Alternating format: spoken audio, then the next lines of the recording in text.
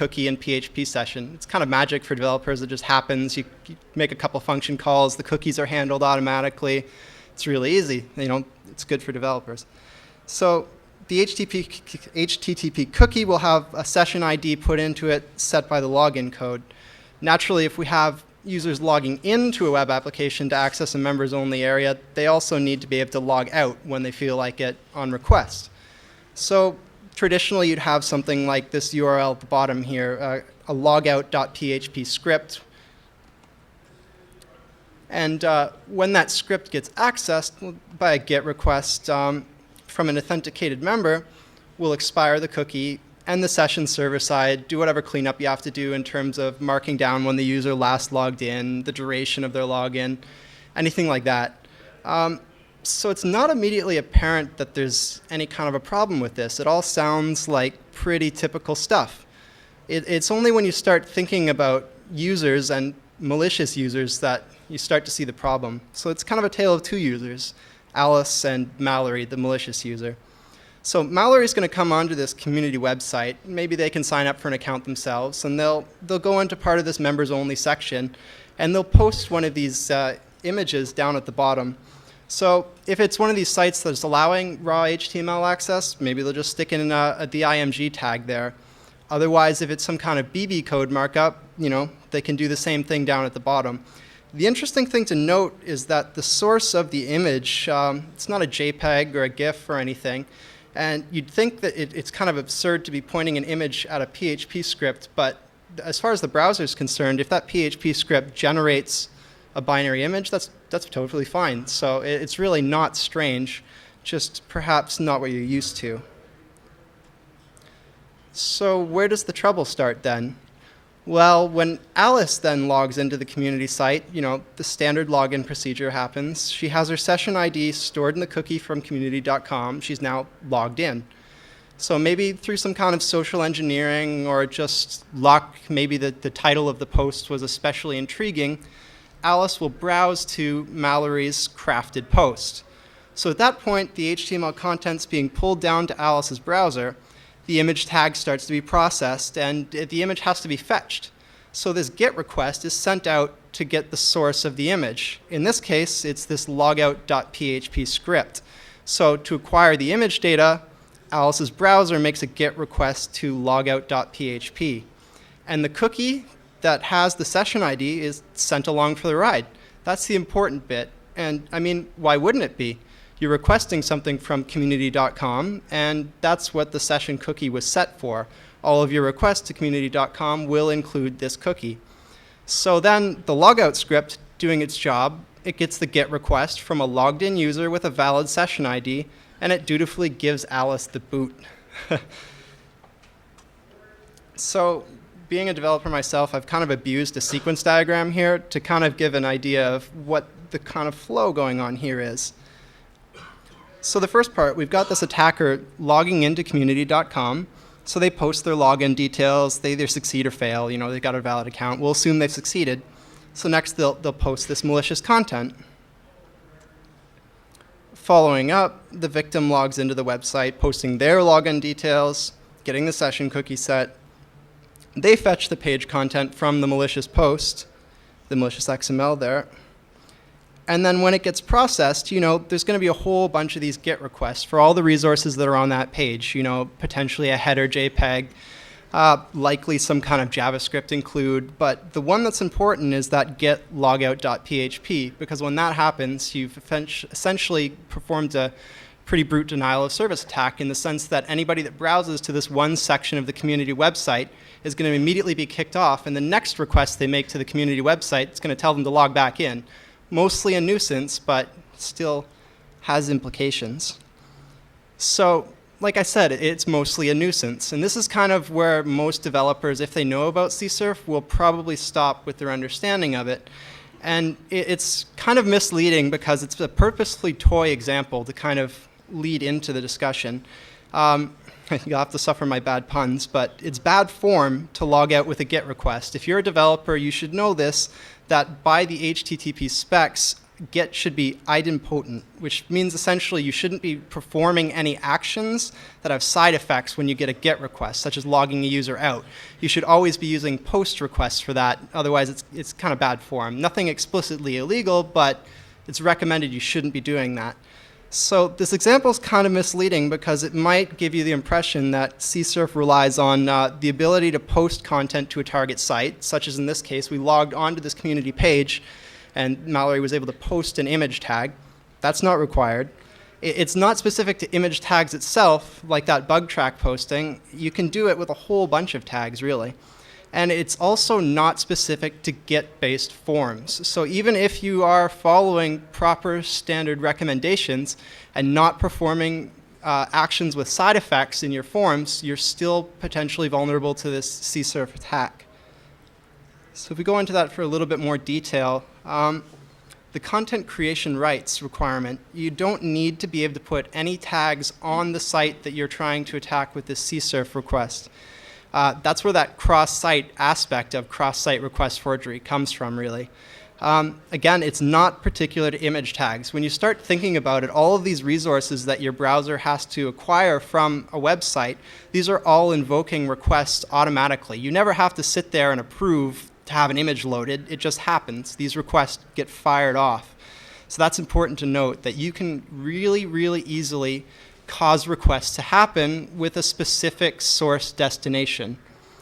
And then again, it's further not limited to GET method forms. You can either social engineer a form post, boobs on the other side, just click OK, or you can use JavaScript to submit one automatically, and most people, if not everyone really, kind of has JavaScript enabled automatically.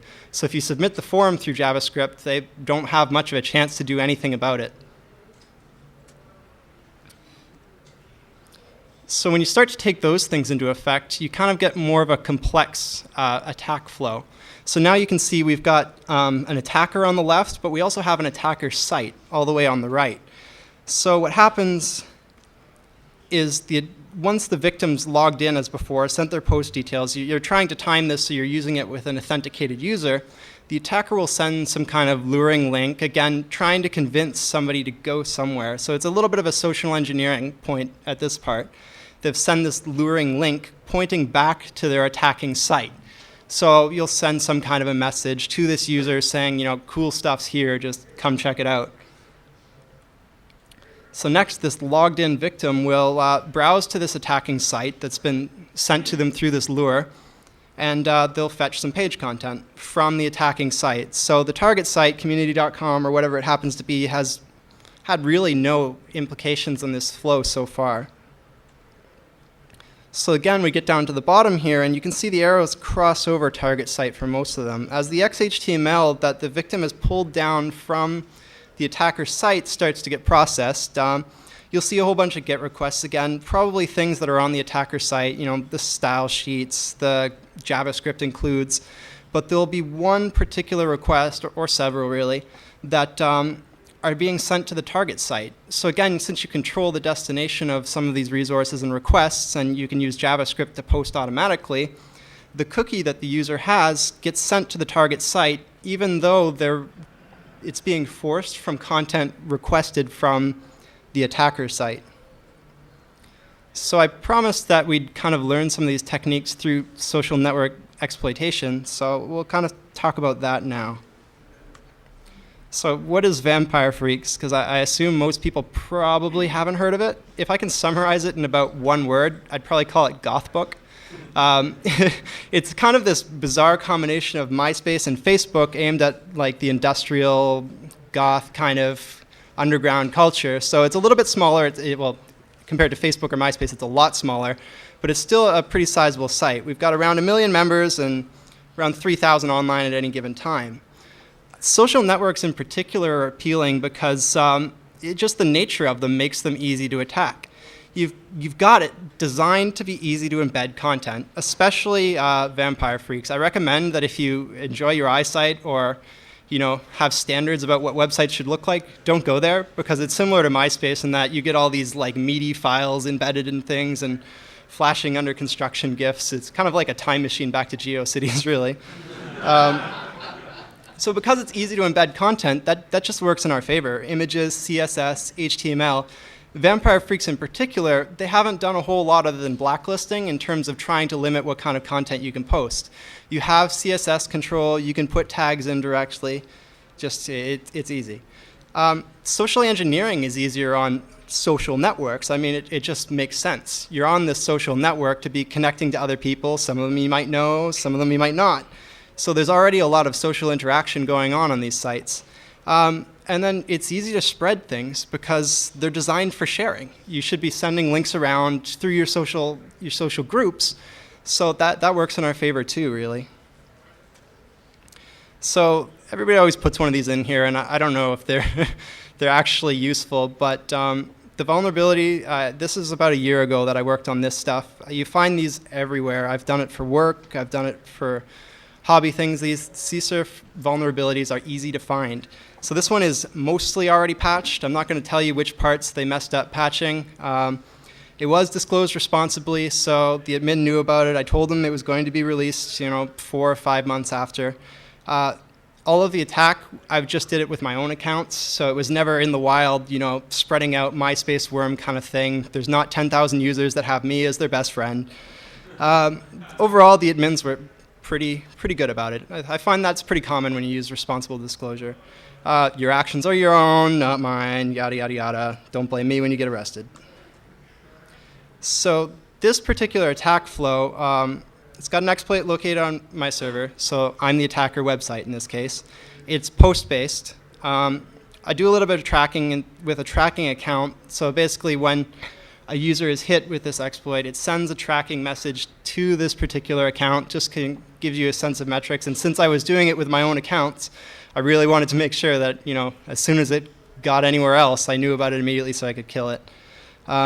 The status updates, VampireFreaks has this similar service to Facebook where you can, post I'm eating a sandwich or whatever, and it gets sent out to all of your friends, and I guess they tell you about what sandwiches they're eating and the like. So you get this kind of viral component built right in because you're able to share little bits of information with everybody really quickly. So the social engineering involved is luring people that are logged into VampireFreaks to the specific attack server, the URL located that I have control over. So again, the social engineering, it's a post-based exploit, so it makes it a little bit trickier than the get-based one. I can't just stick an image tag somewhere. You'd have to be using some kind of cross-site request forgery, cross-site scripting to be able to force a form post from inside of VampireFreaks, but I can do it off-site, so you just have to kind of get them there. With this kind of thing, again, the social network basis of it, it's really easy to lure people to wherever you want them to go. You just post some kind of enticing link in a forum post or a personal message, and this has the benefit of that they have to be logged in to be viewing a personal message. I mean, it only makes sense. You can't see the personal messages for your account until you're in your account. So you send somebody a forum or a personal message with some kind of enticing link, free software, porn, whatever it has to be, to lure them there. Again, you kind of get more mileage out of this stuff when they don't know that they've been duped. So in this case, there's a base 64 encoded URL parameter that points to some decoy content. So when you make this personal message to lure them to your site, you can kind of pick the title of the message and then have some kind of decoy content, a BBC News article, something stupid, and you just base 64 encode it so they can't just look at the link and see, well, I'm not really going to bbc.com.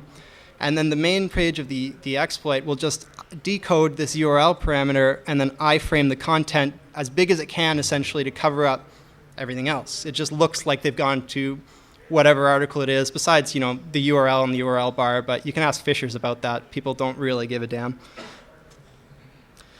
So the exploit code itself, it's pretty easy to follow through. It's crafted post requests sent to VampireFreaks. The thing about sending post requests is that you're sending data, you get a response, but you don't want the response because of same origin policy. You can't be looking at the response. You don't need to, but you also don't want the user to see all kinds of responses saying you've sent a personal message to this person or you've changed your status update to this. So if you put it in an iframe and you either set the display properties to invisible with CSS or you just set the size really goddamn small, then you've concealed the response. You don't care about it, they don't see it, everybody's happy. So again, these post requests are submitted automatically by JavaScript. So if you have JavaScript enabled, as soon as you visit this site, the benign content gets iframed up. The little iframes all submit automatically, and there's really no chance to say anything, cancel requests or do anything really. So there's, in this case, 3 post requests. The first one will change the registered email address, and this becomes important later on. The second one will send that tracking personal message. And then the third one is the spread, essentially, and it'll update the user status, pointing back to wherever they were duped into going. So these are actually the form data at the time that this stuff worked. Basically, when you're doing this kind of attack, all you need to be able to do is locate the forms on the actual website and find the parameters that you're interested in. Some of them are mandatory, some of them aren't. So there's a little bit of guesswork in terms of trying to minimize how much data you're posting. Maybe you don't need to have some of the parameters. The ones that we're really concerned about in like this case is the new email. And you got to make sure you get the form action right. So I don't have it in there, but whatever page I grabbed this off of, that would be what you're pointing your post to. Again, the tracking personal message, same kind of idea. I've kind of cut out some of the crap here. It's really gross HTML. You're looking at a couple parameters, the hidden value of the user you're sending the message to, their particular user ID, the content of the message, that sort of deal. And again, you can kind of see the idea of this status update. VampireFreaks has a fantastic purple default color scheme that is just awful in terms of readability.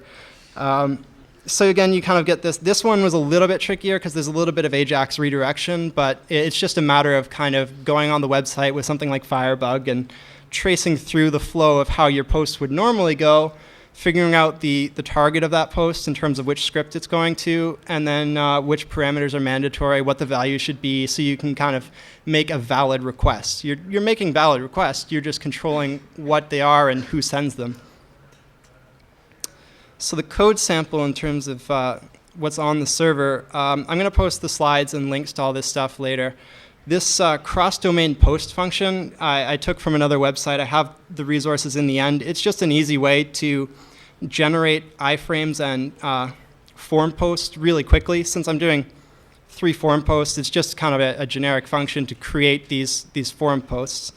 So what it's doing is it's taking parameters, sending it to a script that writes the form content out, and then it puts that form content into this iframe. You can see the width and the height are set to 1, so they're super little tiny. You don't actually see what gets returned to them. And then it just kind of appends itself into the DOM. So I've cut out the other 2 form posts, but you can see the one here still for the status update. It's just invoking this cross-domain post function to create, using this form writer script, to create a form request to this AJAX controller PHP script with the right action in terms of form parameter. The news link itself, you can see, is just pulled from the document location. So wherever they are, that's what their status gets updated to. And then at the bottom here, you can kind of see, if you know secure web development, you can immediately see that this itself is vulnerable to cross-site scripting, but it was kind of a proof of concept. So it pulls the ID parameter from the URL that's base64 encoded, decodes it, and then creates the giant iframe that has, the benign content in there that they've been tricked into viewing. So this is what you end up getting. You pull up some website that you've been tricked into viewing, and it's got this benign content loaded in. You can see the ID parameter. I mean, it's pretty sketchy looking, but you could definitely do work here if you were a real attacker in terms of picking a legitimate sort of base URL or minimizing the ID parameter, things like that, to make it look more, more natural. In this case, it was never getting out in the wild. I don't have any malicious intent, so I didn't spend a lot of time trying to make it seem natural. But what appears benign is really kind of wheels within wheels. So you can see here it's done a status update. And again, this is kind of where you'd want the smaller URL, because this status update's pretty gross looking. But it points back to the website that actually performed the attack. And then it sent this tracking message down at the bottom there, just a simple hello and a timestamp. So I've actually attacked my own account here, probably not the wisest thing. So what's interesting is it kind of becomes a death by 1,000 cuts sort of deal. And that's where most developers kind of fail to realize the importance of cross-site request forgery, is that anything your users can do, you can do, and little actions can build up to have, incredible potential. So with the email account address changed, and this is a really common paradigm, now you can use the forgot my password feature, and guess where it's sent? It's sent to whatever email address you force them to change it to, so mine. The interesting thing about VampireFreaks is they've done like the worst idea you possibly could in terms of security, and they've sent the original password back clear text. So they haven't hashed it, and there's a big database full of everybody's passwords. So you kind of have to think, well, what are the chances that one of these idiots on VampireFreaks has used the same password for their email, their bank, whatever? People use the same passwords. You get this kind of life password idea. And now that life password has been sent clear text to some guy's email. So, and then there's the tracking by the IM, and this kind of idea of propagation by sending the status update. If you were really trying to attack this, you'd probably put some kind of luring text into the status update too, like, oh, check out this cool site I just found. You guys should all come view it.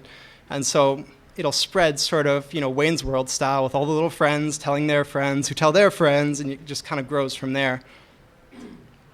So again, it's just bad, bad, bad, bad, bad. Don't ever do this. I mean, you have to be at least doing some basic MD5 hashing or something.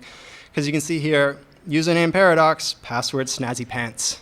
So if I happen to be using that really bad password for my email, my bank site, anything, whoever's attacked me now has it. So it's probably a good idea to start talking about some protections against this kind of thing. There's generally two really common protections against cross-site request forgery. The first is this idea of referrer checking, in the sense that all the actions on the site should be passing along the page referrer. Whatever caused the action, whichever page caused the action is the referrer, so the application can check that referrer and see if it makes sense. If your change email post request is coming from binaryparadox.net and you're changing a VampireFreaks password, doesn't really make a lot of sense. The app can probably just discard that.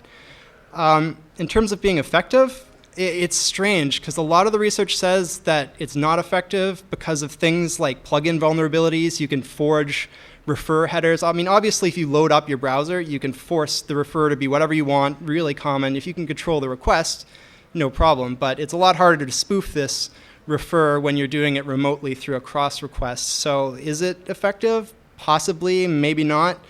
Again, this cross-site scripting paired CSRF, well, really, it doesn't matter, because if you've got cross-site scripting problems in your application, there's issues regardless. So CSRF's probably less of a concern.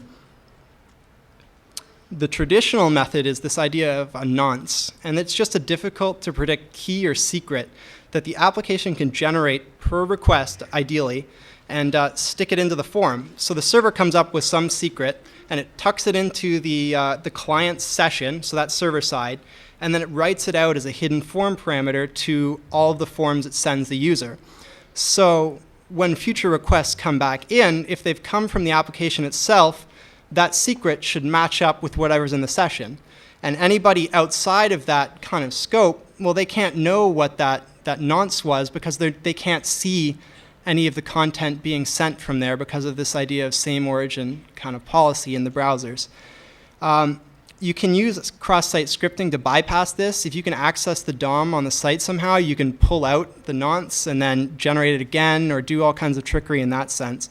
So Jack Manino at the bottom there, he's another web application researcher. He kind of put it nicely when he said that CSRF prevention is not cross-site scripting prevention, and cross-site scripting kind of trumps CSRF protection. If you're vulnerable to cross-site scripting, then you're vulnerable to CSRF.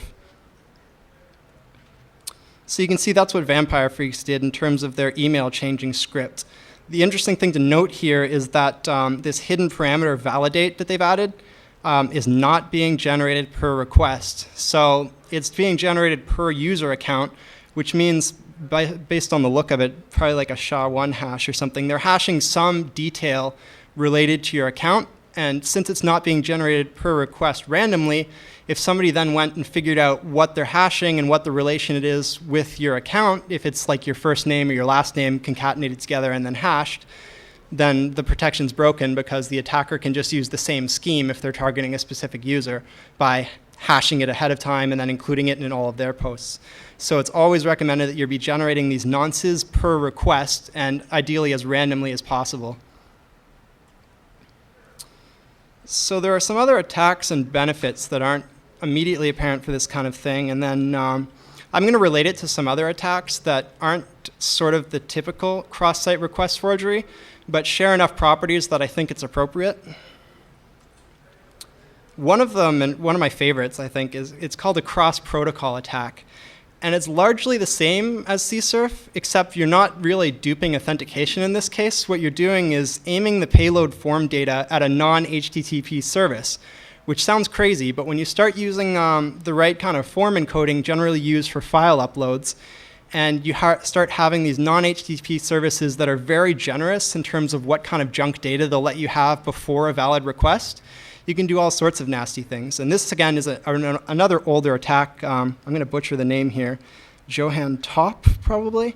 He came up with this paper called HTML Form Protocol Attack in 2001, and it was basically tricking browsers into sending arbitrary data to a specified port, FTP, SMTP, NNTP, POP3, all of these kind of traditional old protocols that are generous about, throwing out weird stuff that comes in terms of HTTP headers before the request. And then because the form encoding's been tricked, you can really sort of lay out your form data so that it forms a valid request after all of this junk data.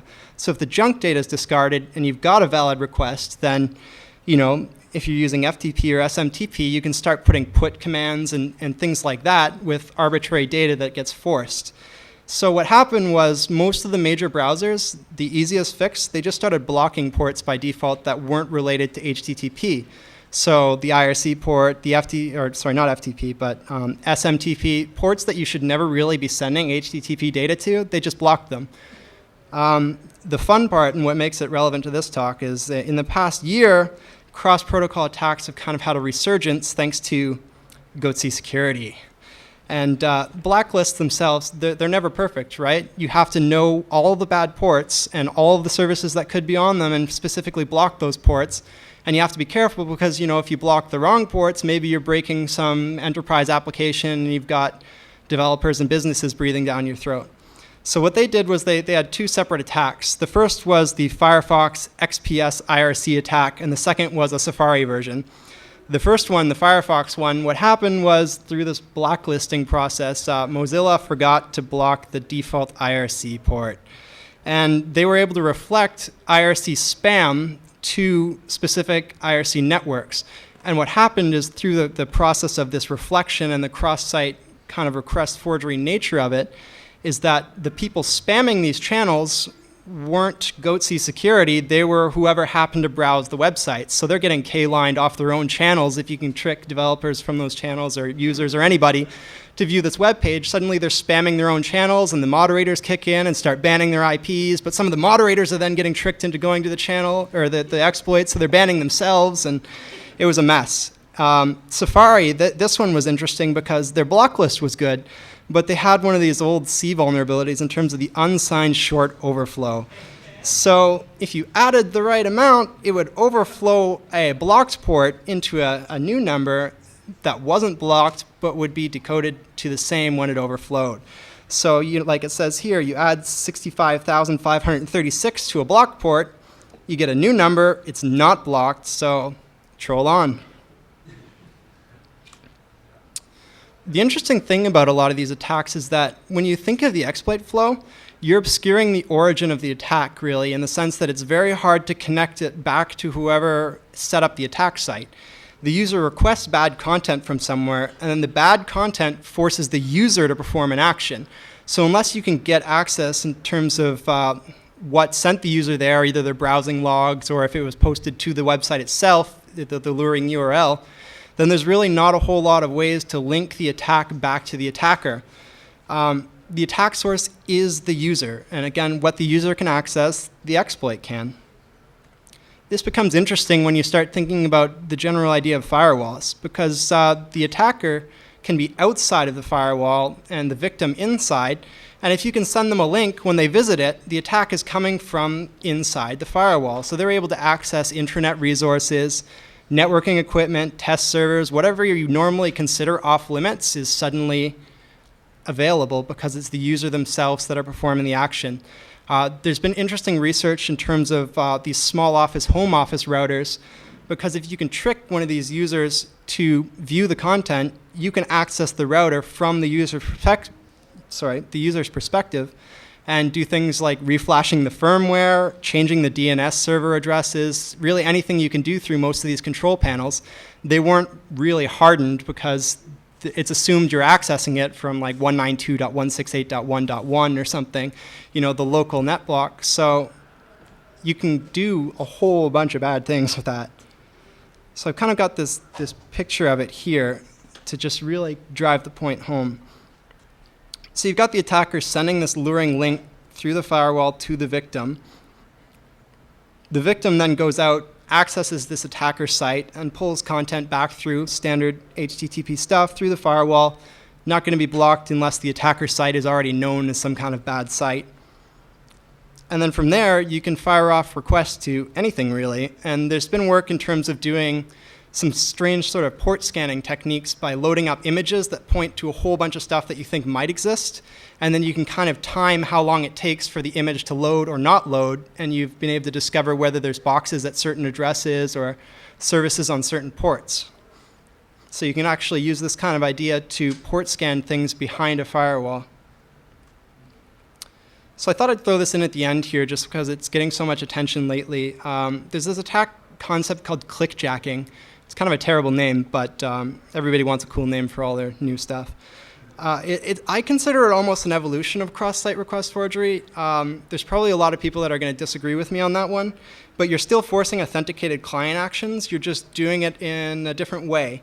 What they do is you sort of load the target website in an iframe again, but you make that iframe invisible, and then you figure out certain layouts so that you can move this attacking the site you're trying to attack underneath the person's mouse cursor. And then you put up some big button like, click here for the porn. And you lay it out such that when they click that button, the click passes through this fake button and is actually clicking the form on the website to send a message and things like that. So it uses the real forms on the website rather than forcing some kind of fake request. So it bypasses this problem with the nonce because the nonce is loaded right into the form. They're actually using the form, they just don't know they are. And this has been a real problem for Facebook lately. All of these like exploits where people think they're clicking to like something and then it gets sent out through all of their friends. This is all clickjacking. So I thought I'd add it at the end because it's basically the same idea. You're just forcing these authenticated client actions. Just now it's a little bit smarter because it's using the whole page.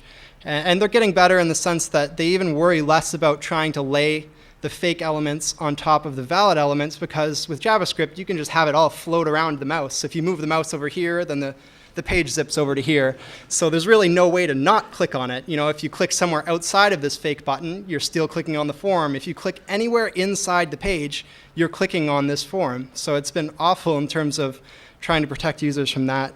You're just hijacking the user input. Oops. So that's the end of my presentation. I got a lot of time here for questions if anybody's interested in grilling me here. I'm, like I said, a developer. I do this kind of stuff and it's a hobby, so if I've said anything wrong, feel free to correct me. Yes? Remediation for clickjacking? Yes. There's nothing great.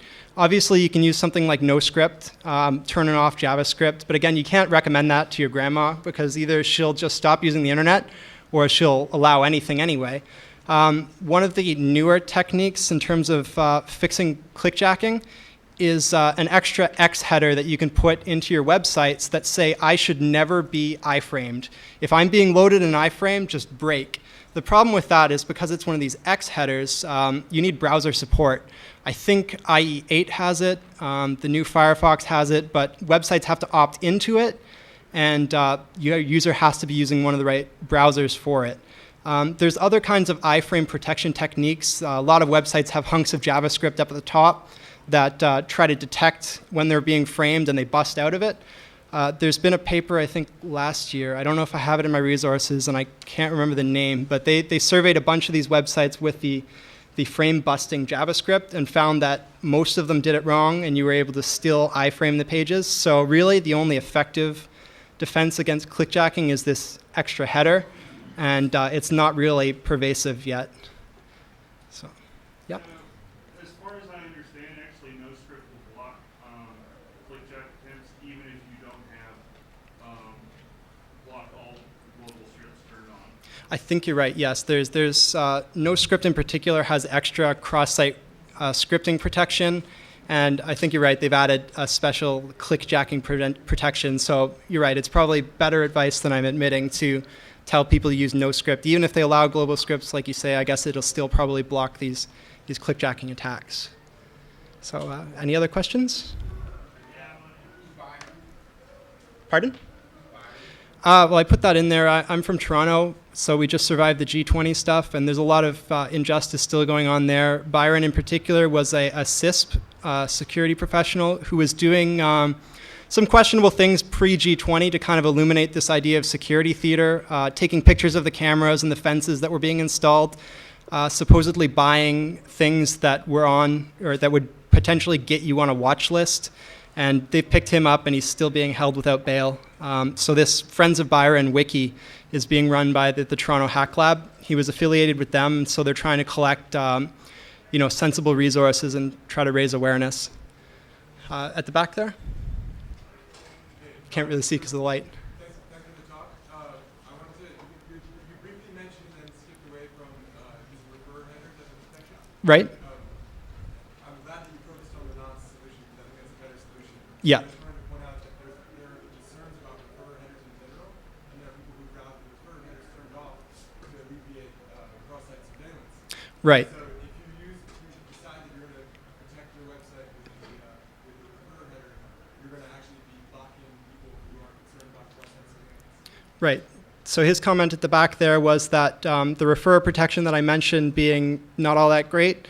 A lot of people turn off this idea of sending refers because they're worried about privacy issues. I know the Tor button plugin and a bunch of other things, they all scrub this refer data.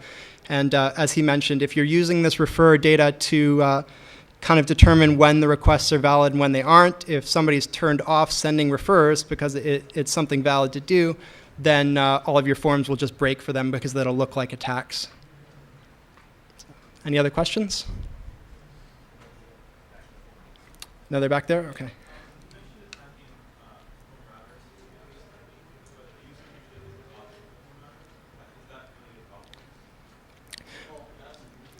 Right, yeah, there's a good list of default passwords, and then there's been lots of vulnerabilities in terms of these crappy D-Link firmwares in being able to access admin sort of sections without being logged in. So normally that kind of vulnerability is not that big of a deal because you're not able to access the router, but if you suddenly can through a cross-site request forgery, you can kind of pair it with that. Otherwise, you're right. I suspect you're not going to find a lot of people that leave themselves logged into their router admin panels. So you're kind of relying on either a default admin password kind of deal or one of these other exploits that let you get to admin access kind of things without being logged in as an administrator. So sorry, I've got resources at the end here that'll be posted up on my website at the bottom there, binaryparadox.net. And I believe those ones are all from GNU Citizen. They do a lot of web application stuff, and they had like, I think a whole month almost where they were just hammering on specific router firmwares, this BT Home Hub. I think BT's based out of Britain somewhere. Any other questions? Sorry, I'm being blinded here. No? Okay, well, thank you very much.